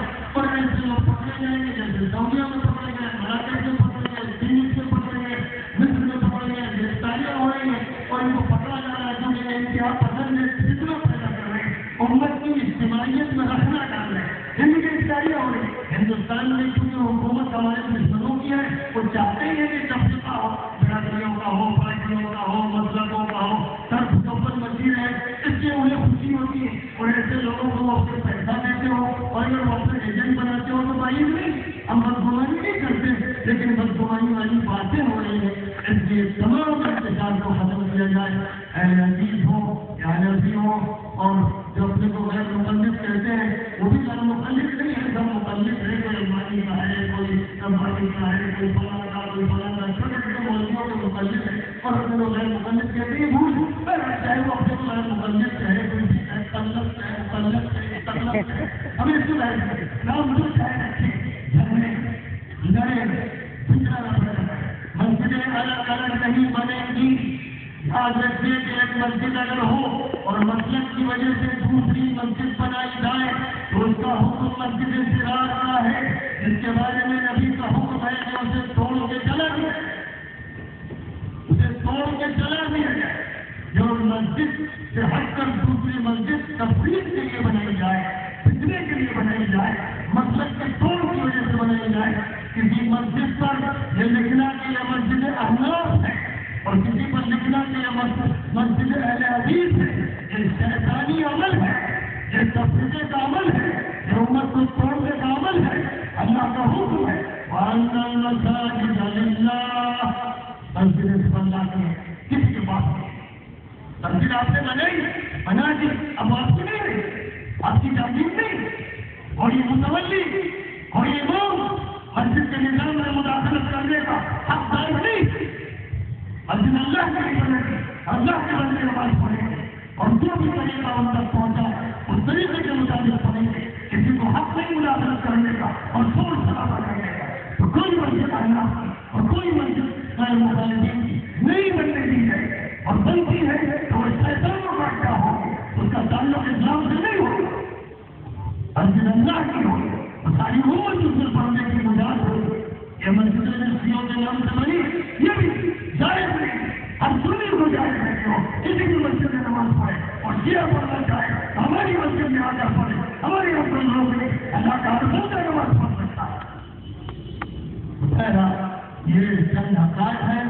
ان حقائق کو ذہن میں رکھتے ہوئے میں پھر درخواست کروں گا کہ توڑ مت پیدا کیجیے، انتظار مت پیدا کیجیے۔ جو لوگ بات نہیں سمجھتے تھے، شکار ہو گئے کسی غلط تحریک کے یا غلط سازی کے، وہ واپس آ جائے، مل جل کے سب رہیں، بات کو آگے نہ بڑھنے دیا جائے، ایسی نوبت نہ آئے کہ وہ اقلیت بن جائے اور اکثریت اور اقلیت میں لڑائیاں ہوں اور مسجدیں الگ ہوں اور مدرسے الگ ہوں اور مسائل کی کتابیں الگ ہوں اور اصل کام سے